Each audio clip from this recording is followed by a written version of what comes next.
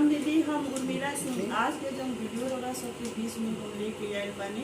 दोनों बगल में हमारे भगनी बाई लोग दोनों दीदी बानी, इनके साथ में लेके आयल बानी। देखिए जा राम जी के भजन बाई गीत कैसा लगता।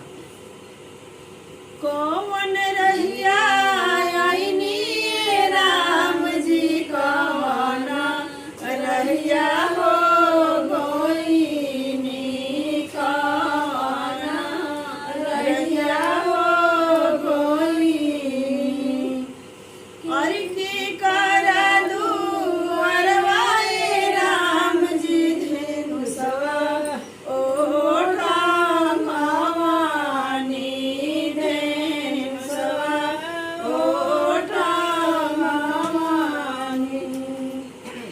अरे पूर्व रहिया आईनी सीता, पश्चिम रहिए हो गोइनी, पश्चिम रहिया हो गोइनी।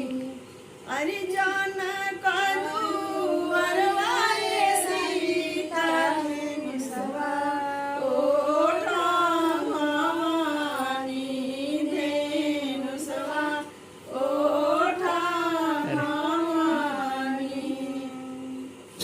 अरे मालियानी दिलवाए राम जी, बटरवा भरिया बटनवा, बटरवा भरिया बटनवा।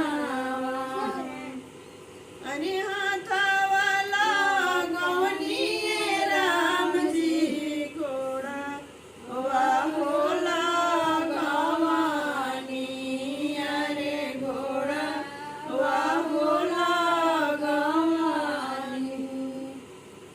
अरे मुहावाला गावत राम जी, नयनवा धरे हो लोरावा, नयनवा धरे हो लोरावा।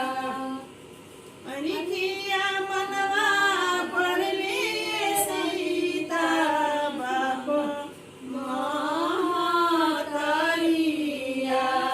अरे बाप महतारिया।